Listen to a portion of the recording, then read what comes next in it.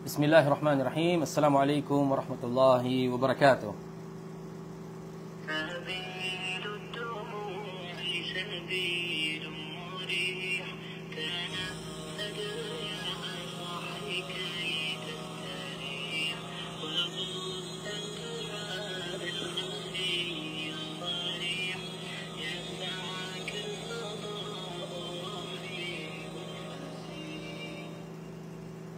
سبيل الدموع سبيل مريح تنهدى يا صاحي كي تستريح وبث الدعاء الخفي الصريح يسعك الفضاء الرحيم الفسيح. Alhamdulillahi Rabbil Alamin. Wassalatu wassalamu ala Rasulillah wa ala alihi wa sahbihi ajma'in. Amma ba'du, insyaAllah sa hapon na ito, mga kapatid sa Islam, ay ang ating paksa bi'idhnillah sa kapahintulutan ni Allah Subhanahu wa Ta'ala, ang hadith, isang hadith po ito na nakakatakot na dapat malaman ng isang Muslim. At kapag malaman niya ito, marapat sa kanya na isabuhay ang hadith na ito. Waalaikumsalam warahmatullahi wabarakatuh. Kay Teams Masukat, Mapia, Magabisan. Ano pong ibig sabihin yun? Mapia, ibig sabihin ng mapia, mabuti, hindi po ba?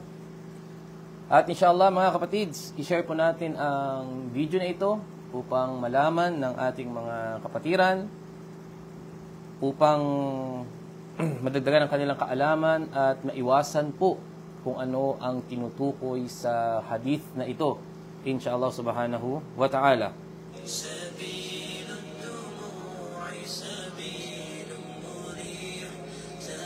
Waalaikumsalam warahmatullahi wabarakatuh. Kay kapatid Muhammad Ali. Ayan, mashallah, andito muli si kapatid na Nurain. Salam sa iyo, sister, mashallah. Nagtatag siya ng kanyang mga friends sa Facebook. Salam kay Sister Jacob. Ayan, balik Islam na nasa Paranaque. Alhamdulillah. Salam kay kapatid na Ryan Rebel na nanonood sa Mindanao, Iligan City. Mashallah, kapatid, kamusta po dyan sa Iligan? Mainit po ba dyan ngayon? Salam kay kapatid na Di Araw na nanonood sa Visayas. Yan. At sa mga kapatid na nagtatag, kay Ruwaida, kay Hamawiya Abdurrahman, salam po sa inyo lahat. Alhamdulillah. Ibig sabihin yun, magandang gabi raw, sabi ni Tings Masukat. Salam kay Uni, Willia, nanonood sa Marawi City. MashaAllah.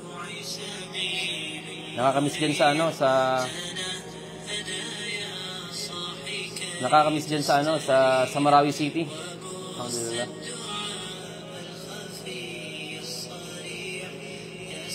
Salam kay Tabriza, alhamdulillah, at kay Ruwaida rin, mashallah. Kay Junaida. Salam sa inyo lahat, sa lahat na nagtag din nila. Alhamdulillah. Salam kay Cynthia Villos at kay Sister Nora Caparinho. Inshallah, mawawalay na po, sister, sa inyong anak after Hajj, sa mga susunod. Dito na sa Kasimian, si Haron. Inshallah subhanahu wa ta'ala. Salam kay Sister Nasing Muhammad, mashallah. At kay Shera Fax. Alhamdulillah. At kay Munira, waalaikumsalam warahmatullahi wabarakatuh. Nanonood sa Kuwait. Salam kay Ruwaida na sa Madina. Alhamdulillah. Mainit sa Marawi. Sa Iligan. Kasi nagpupunta ako dati dyan sa Iligan eh. Nagkukutba ako dati dyan. Yung estudyante ako sa Madina. Sa Madina. Madina to Marawi. Yung sa Marawi. Tuwing Friday, napunta ako ng Iligan para magkutba. Alhamdulillah. Salam kay Ashraf. MashaAllah. Barakallahu fikum, Ustad Ashraf. Jazakumullahu khairan jazak. Gantimpalaan kayo ni Allah sa inyong mga pagtuturo sa mga estudyante. Gantimpalaan kayo ni Allah subhanahu wa ta'ala dyan sa Ashraf. At paramihin nawa ni Allah mga tulad ninyo at patibayan niya kayo sa inyong pananampalataya. Salam kay Daya bint Abdul Fattah. Mashallah. Inshallah subhanahu wa ta'ala, magsimula na po tayo ng ating pag-uusapan at nawa maging kapaki-pakinabang sa ating lahat ang hadith na ito, biidhnillah subhanahu wa ta'ala. Salam kay Sister Nomski Baunto at kay Fahad Angelo. Katipalaan nawa kay Allah subhanahu wa ta'ala. Taib, ang una, ito ay babanggitin natin na hadith na nakakatakot po talagang hadith na ito. Bakit nakakatakot mga kapatid? Sapagkat may ugnayan ang ating mga pagsamba sa hadith na ito. May kaugnayan po yung ating mga sala, na nagising tayo ng maaga sa madaling araw, nagpa-fasting tuwing Ramadan, gumagastos para makapag-hajj at umrah, nagbibigay ng zakah sa mga may kakainan sa buhay. Dapat natin malaman ng hadith na ito. Yung nagdada'wa ka, nagtuturo ng mabuti at nagbabawal ng masama. Ano po? Ano yung gagawin natin mga kapatid? Bakit may ugnayan yung hadith na ito? Sapagkat maaaring mawalang bisa ang mga pagsamba na ating ginagawa. Pakinggan natin ang hadith na sinabi ni Propeta Muhammad sallallahu alaihi wasallam, at ang hadith na ito ay kilala na kapag sinabing hadith ni Thawban radhiyallahu anhu patungkol sa ad-dunub al-khalawat, yung mga kasalanan na lihim, ito po ang tinutukoy rito. Ang sabi ni Propeta Muhammad sallallahu alaihi wasallam, ang kapayapaan at pagkapala ni Allah ay mapasa kanyang huling sugo na si Muhammad sallallahu alaihi wasallam. Kanyang sinabi, la'alamanna aqwaman min ummati. Ang sabi niya, la'alamanna aqwaman min ummati. Mayroon ika na sinasabi ni Propeta Muhammad sallallahu alaihi wasallam sa kanyang ummah na mga tao. Ibig sabihin, grupo, aqwam. Napakarami ng mga tao na ito sa panahon na mangyayari sa kanilang bagay na ito. Sila ay kasama sa umma ni Propeta Muhammad sallallahu alaihi wasallam. Darating sila, ang sabi ni Propeta Muhammad sa kanyang kapayapaan, sa kabilang buhay. Yung mga tao na ito, babalitaan ko sila. Bakit? Sapagkat sa kabilang buhay, mayroon silang mga hasanat, mga kabutihan na amthali jibal. Yung mga tao na ito, kasama sa umma ni Propeta Muhammad sallallahu alaihi wasallam. Maaring sa panahon natin, nandito sila ngayon, o yung mga naunang henerasyon at sa mga susunod pang henerasyon. Sa mga susunod at susunod pang henerasyon. Tayyib, ang sabi ni Propeta Muhammad sallallahu alaihi wasallam, yung mga tao na ito sa kabilang buhay, marami silang hasanat. Yung pag sinabing hasanat, ito ay plural, pangmaramihan. Ibig sabihin, mga kabutihan ang kanilang ginagawa. Nasing laki ng bundok, ng mga bundok. Ano yung pinakamalaking bundok dito mga kapatid sa buong mundo? Ilarawan mo, ganyong kalaki yung mga kabutihan mo. At mas marami ka pang ginagawang kabutihan. Nagtatahajjud ka, nagpa-fasting ng mga sunnah, napakaraming kabutihan ang ginagawa mo na hindi mo na kayang bilangin. Tayyib, ito yung sinabi na tihamatan bidha, na napakalinis ito. Kulay puti yung mga bundok na ito. Ibig sabihin yung kabutihan nila, napakarami. Napakarami ng kabutihan na kanila nagawa dito sa mundo at napakalaki. Sa kabilang buhay, makikita nila yung mga kabutihan nila. Fayaj'alullahu azza wa jal habaan mansura. Ito yung kasunod ng hadith. Gagawin lamang ito ni Allah subhanahu wa ta'ala na parang alikabok na hanginin na mawawala na lamang. Ibig sabihin parang makikita mo yung alikabok na hinahangin na nawawala unti-unti. Ganito yung mangyayari sa kabutihan ng mga tao na tinutukoy sa hadith na ito. Bakit? Ang sabi ni Thawban, Ya Rasulullah, sifhum lana. Ilarawan mo sa amin sila o sugo ni Allah. Ano yung katangian ng mga tao na ito o sugo ni Allah? Ang sabi ni Propeta Muhammad sallallahu alaihi wasallam, Jilhum lana alla nakuna minhum wa nahnu la na'lam. Dahil sa takot ni Thawban, ng sahabi na ito, dahil siya'y takot na mapabilang sa mga tao na ito, kanyang sinabi, o sugo ni Allah, ano yung mga katangian ng tao na yan? Sabihin mo sa amin, o sugo ni Allah, yung kanilang katangian, sapagkat natatakot kami na mapabilang sa kanila. Natatakot si Thawban na mapabilang sa mga tao na ito. Yung magdadala ng sinlaki ng bundok ng kabutihan sa kabilang buhay at parang alikabok na hanginin. Ibig sabihin, mawalang saysay ang kanilang kabutihan. Ito yung sinabi. Ang sabi ni Propeta Muhammad, Amma innahum ikhwanukum. Sila ay inyong mga kapatid. Mga kapatid sa Islam. Ibig sabihin, mga Muslim sila. Wa min jildatikum. Mula sa kanilang lahi. Yung mula sa balat. Mula sa kanilang pinagmulan. وَيَأْخُذُونَ مِنَ اللَّيْلِ كَمَا تَأْخُذُونَ. Nagsasala kayo ng tahajjud. Nagsasala rin sila ng tahajjud. Ito. وَلَكِنَّهُمْ أَقْوَامًا. Ngunit sila yung mga tao na ito, إِذَا خَلَوْا بِمَحَارِمِ اللَّهِ. Yung mga tao na ito, ang sabi, kapag sila ay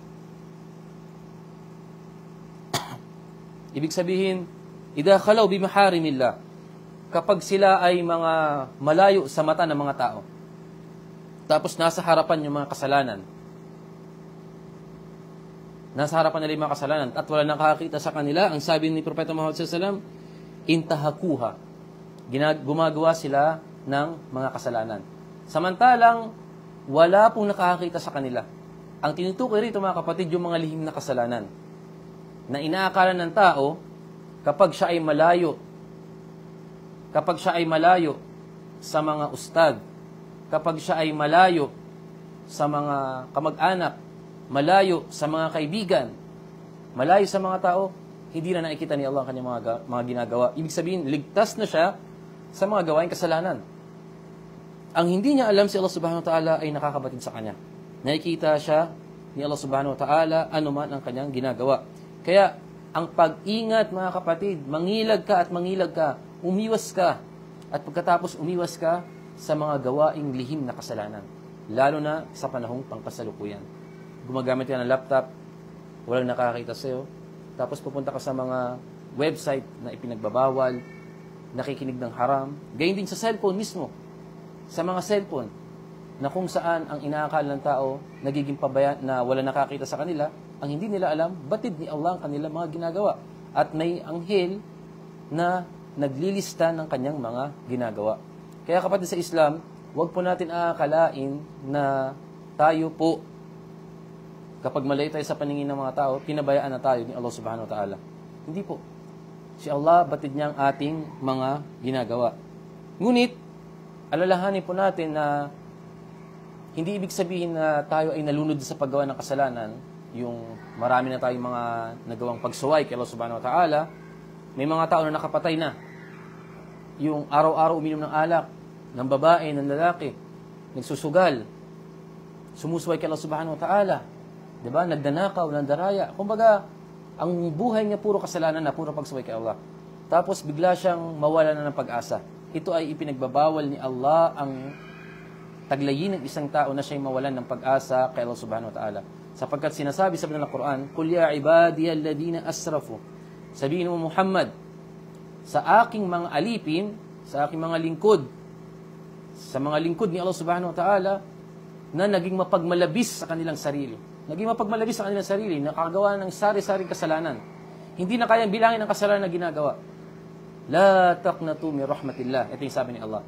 Huwag mawalan ng pag-asa sa awa ni Allah subhanahu wa ta'ala. Innahu yaghfiru dhunuba jami'a. Tunay na si Allah, pinapatawad niya ang lahat ng uri ng kasalanan. Lahat ng uri ng kasalanan, pinapatawad ni Allah. Innahu yaghfiru dhunuba jami'a. Innahu huwal ghafurur rahim. Tunay na si Allah ay mapagpatawad. Si Allah ay mahabagin. Kaya kapatid sa Islam, huwag po tayong mawalan ng pag-asa sa mga kasalanan na ating nagagawa. Papatawarin tayo ni Allah at papatawarin tayo ni Allah. Ngunit ang nakakatakot lamang, yung hindi tayo magbabalik loob kay Allah, na daratnan ang isang tao ng kamatayan habang mayroon siyang kasalanan na ginagawa. Ito pinakatakot. Yung lihim na kasalanan, isipin mo kapatid sa Islam, ilarawan po natin ito maigi. Yung cellphone natin, ang napapaloob sa cellphone natin, puro haram. At alam natin na ang kamatayan, dumarating ito ng biglaan. Hindi po ba? Dumarating ng biglaan. Tapos namatay ang isang tao, naiwan niya yung cellphone niya. Siyempre, ang cellphone niya, maaaring buksan niya ng kamag-anak niya, ng asawa niya, di ba? Ng kanyang mga anak, ng kanyang mga kapatid. Tapos makikita sa cellphone, ano yung makikita sa cellphone? Nagtatago ng mga haram. Nakasave yung mga video na haram. Pumupunta sa mga website na ipinagbabawal. Tapos nandirito yung mga panluloko niya sa ibang tao. Yung mga pandaraya niya, yung mga pagnanakaw niya, nakasave lahat. Nakakatakot kapatid sa Islam. At alalahanin natin mga kapatid sa Islam, kahit yung mga kasalanan na tinatago natin, yung mga kasalanan na tinatago natin, wala nakakita, kahit sa cellphone, kahit sa laptop, anumang bagay yan, lahat ng kasalanan na tinatago natin, hindi ito makakaligtas kay Allah subhanahu wa ta'ala. Sapagkat sinasabi sa banal na Quran, alalahanin po natin, ang sinabi ni Allah, فَمَنْ يَعْمَلْ مِثْقَالَ ذَرَّةٍ خَيْرًا يَرَهُ.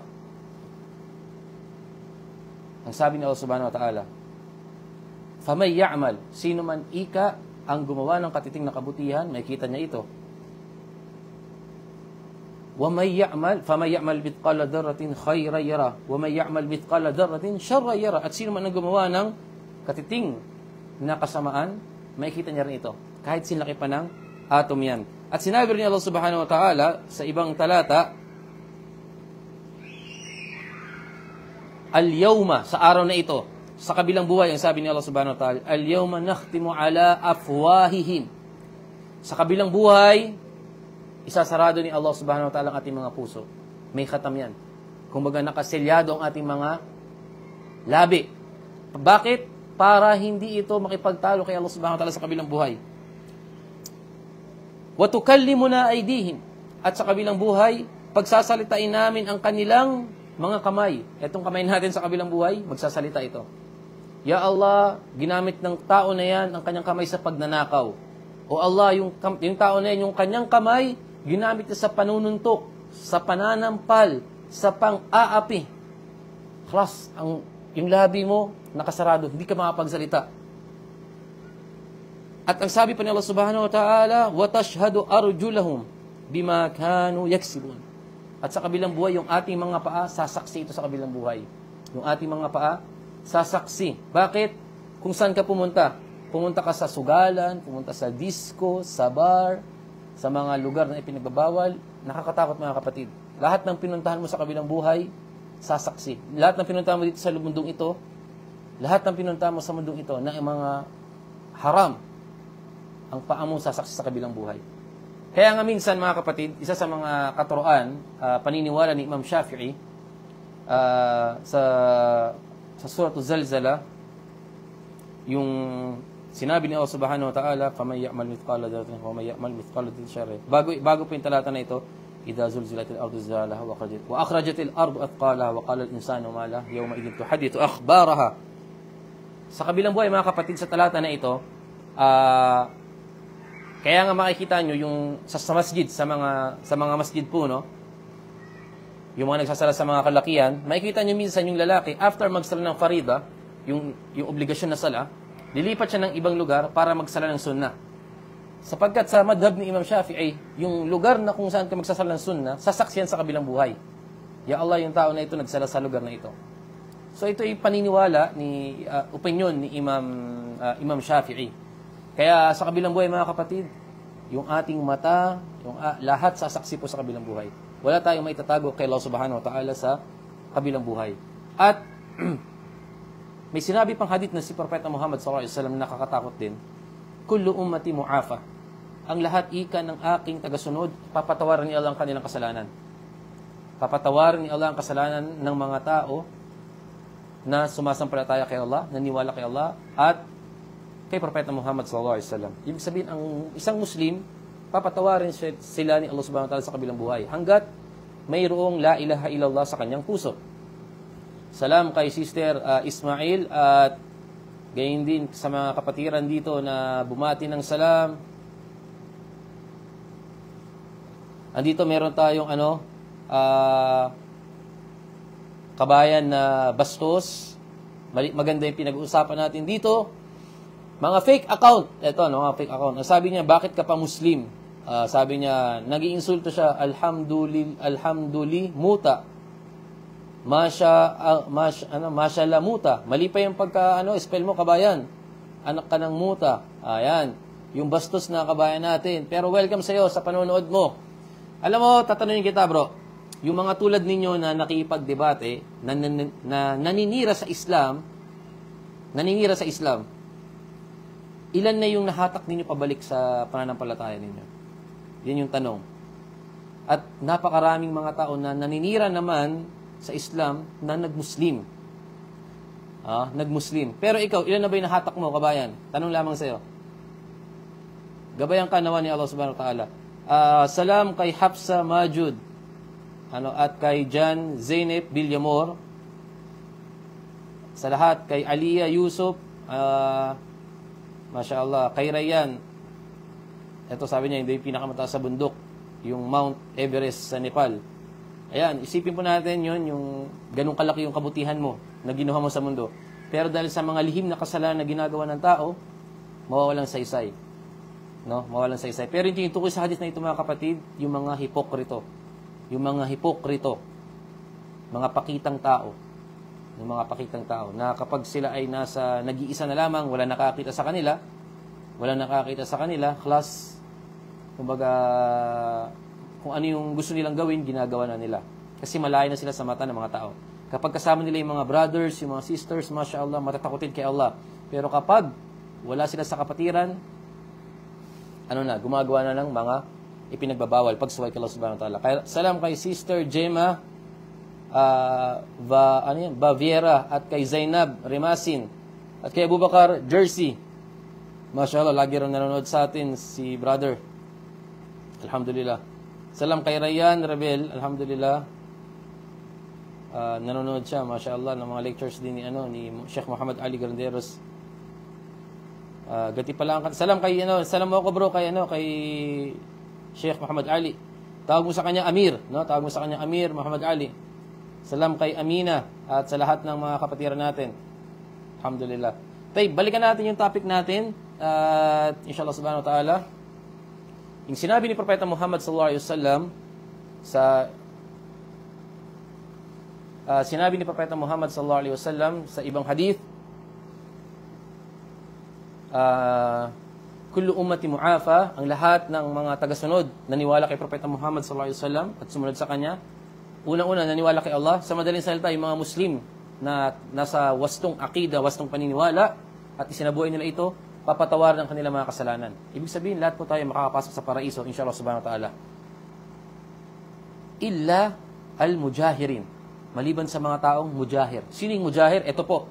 Lahat ng nanonood dito, mga kapatid, mga sisters, bro and sisters, i-share po natin ang video na ito. At makakatakot po ang hadith na ito. Ang lahat ng Muslim, papatawarin ni Allah ang kanilang kasalanan. Ulitin natin. Lahat ng Muslim, lahat ng umma ni Propeta Muhammad sallallahu alaihi wasallam, yung mga naniwala kay Propeta Muhammad sallallahu alaihi wasallam, naniwala kay Allah at kay Propeta Muhammad sallallahu alaihi wasallam, na nasa tamang manhaj, lahat sila ay makapasok saan? Sa paraiso. Maliban sa mga mujahirin. Sino yung mga mujahirin? Sila yung mga tao na kapag gumagawa ng kasalanan ay hayag. Kumbaga, hayag silang maggawa ng kasalanan at kapag nakagawa ng kasalanan, ikinukwento sa iba. Kaya bro, sis, mag-ingat po tayo sa hadith na ito. Nakakatakot yung hadith na ito. Kung gusto mong patawarin ka ni Allah subhanahu wa ta'ala, wag mong ipagsasabi, ikukwento ang mga kasalanan na ginawa mo. Pagkatapos, ipinagmamalaki pa yung mga kasalanan. Ang hadith na ito, mga kapatid, ay babala sa akin, babala sa iyo, babala sa lahat ng Muslim, na wag ipagkakalat, ipagsasabi yung mga kasalanan ginagawa. Ang sabi pa ni Propeta Muhammad sallallahu alaihi wasallam, bilang paghahalimbawa sa tao na ito, may isang tao na nakagawa ng kasalanan sa gabi. Walang nakakita sa kanya. Walang nakakita sa kanya. Pero nung dumating, nung sumapit yung umaga, anong ginawa niya? Ikinuwento niya ang kanyang kasalanan na ginawa. Samantalang pinagtakpan nga siya ni Allah subhanahu wa ta'ala. Wala nakakita sa kanya, pero siya, ikinukwento niya sa iba yung nagawa niya kasalanan. Ipinagmamalaki niya sa iba. Ang halimbawa nito, alam mo ba, bro, naging boyfriend ko ito, naging girlfriend ko ito. Tapos naging girlfriend ko yun. Naging boyfriend ko yun. Bro, alam mo ba dati? Kagabi, nagsuwal ako kagabi. Kumita yung sabong. Ayan. Kung ano yung mga kasalanan na kinukwento. Napanood ko ganitong ganyan. Napaigaw ko ganitong ganyan. Sinaktan ko si ganito. Minura ko siya. Ininsulto ko. Diba? Pinahiyahan ko siya. Yung mga kasalanan na ginagawa, pinagmamalaki niya, hindi papatawarin ni Allah subhanahu wa ta'ala yun. Yan yung nabanggit sa hadith ni Propeta Muhammad sallallahu alaihi wasallam. Kaya mga kapatid sa Islam, iwasan po natin yung dalawang hadith na ito na ating tinalakay sa hapon na ito. At ang huling tanong, paano tayo makakaiwas? Huling tanong ito, paano tayo makakaiwas sa mga lihim na kasalanan? Paano tayo makakakita sa mga lihim na kasalanan? Una, al-iltija ilallah subhanahu wa ta'ala. Yung lumapit ka kay Allah. Lumapit ka kay Allah subhanahu wa ta'ala. Lumapit ka kay Allah subhanahu wa ta'ala. Magdua ka kay Allah subhanahu wa ta'ala na tulungan ka niya upang hindi ka makagawa ng mga kasalanan. Ang sabi ni Allah subhanahu wa ta'ala sa Banal Quran, wa idha sa'alaka ibadi anni fa inni qarib. O Muhammad, kapag tatanungin ka ng aking mga alingkod, sabihin mo na ako ay nandirito, malapit ako. Ujibu da'wat ad-da' idha da'an. Tutugunan ko ang kahilingan ng nananalangin. Falyastajibu li wal yu'minu bi la'allahum yarshudun. Ito yung sinabi ni Allah subhanahu wa ta'ala. Lumapit ka kay Allah subhanahu wa ta'ala. Inshallah tutugunan ni Allah ang iyong panalangin. At maniwala ka kay Allah subhanahu wa ta'ala nang sa ganoon tayo ay gabayan ni Allah subhanahu wa ta'ala. Pangalawa, una sinabi natin dua at pagharap kay Allah subhanahu wa ta'ala. Pangalawa po, mujahadatun nafs. Mujahadatun nafs. Ang ibig sabihin ng mujahadatun nafs, ito yung jihadun nafs na tinatawag, yung kakalabanin mo yung sarili mo. Hindi lahat ng nagugustuhan mo kailangan gawin mo. Kailangan kalabanin mo, lalo na yung mga haram. Kailangan mayroon pong mujahada. Ang sabi ni Allah subhanahu wa ta'ala sa Quran, وَالَّذِينَ جَاهَدُوا فِينَا لَنَهْدِيَنَّهُمْ سُبُلَنَا. Sila na nakikibaka para kay Allah subhanahu wa ta'ala. Kinakalaban mo ang sarili mo para kay Allah subhanahu wa ta'ala. Bakit ginagawa mo yung bagay na yan? Bakit pinipigilan mo yung sarili mo sa paggawa ng mga haram? Sa mga ipinagbabawal? Lumalayo ka sa mga pagsuway kay Allah subhanahu wa ta'ala?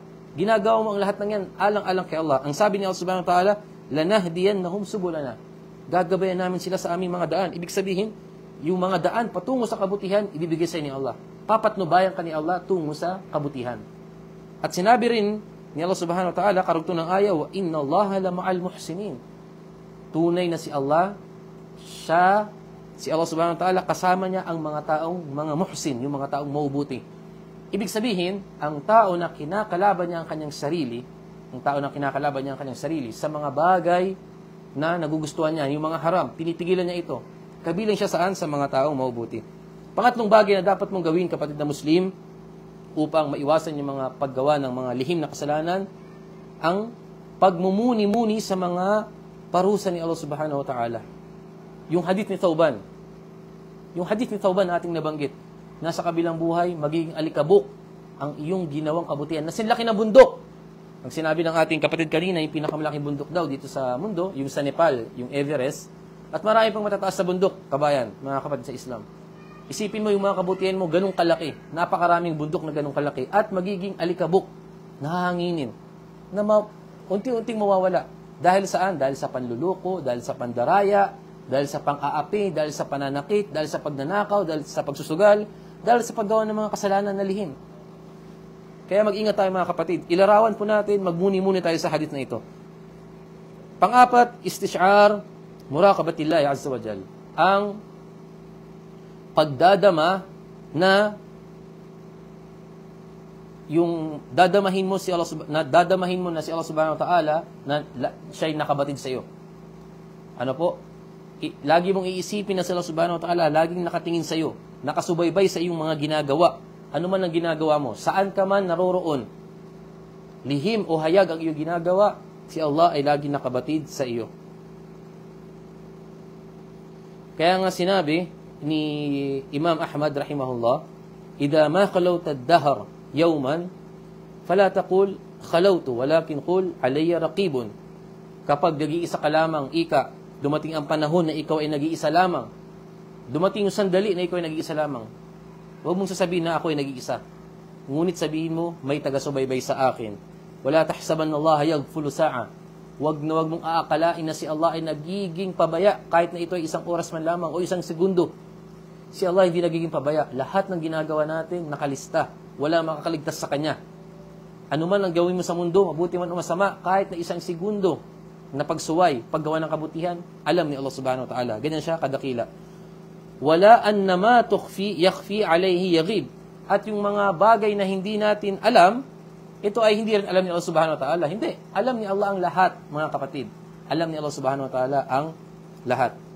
Kaya, halimbawa nito, nag-iisa ka, tapos wala yung asawa mo, wala yung mga anak mo, yung pamilya mo, yung mga magulang mo, huwag na huwag mong isipin na nag-iisa ka. Si Allah ay lagi nakabatid sa iyong mga ginagawa.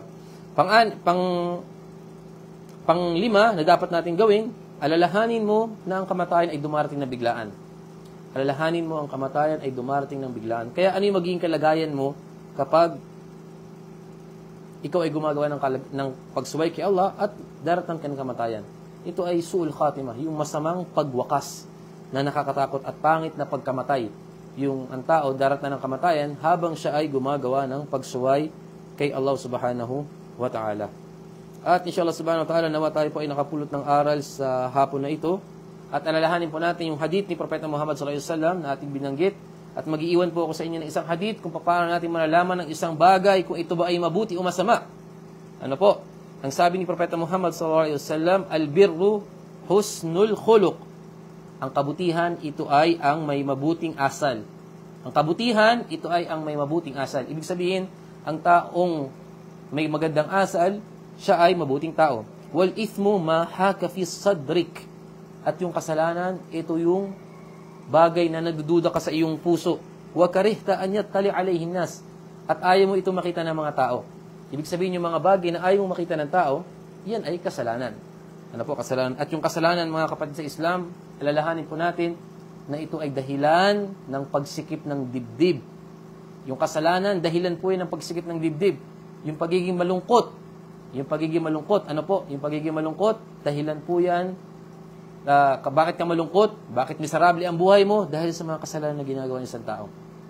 Dahil sa mga kasalanan na ginagawa ng isang tao. Unang-una narito, hindi niya kilala ang kanyang Panginoon. Hindi niya kilala ang lumikha sa kanya. Hindi niya kilala ang lumikha sa kanya. At hanggang dito na lamang. Wa sallallahu wassalamu ala nabiyina Muhammad wa ala alihi wa sahbihi ajma'in. Assalamualaikum warahmatullahi wabarakatuh. Salam kay brother kong at kay Muhammad Hizam. Salam sa lahat na nag-comment dito. Inshallah subhanahu wa ta'ala, i-share natin ang video na ito. At kita-kits po muli sa muli natin pag-live. Assalamualaikum warahmatullahi wabarakatuh.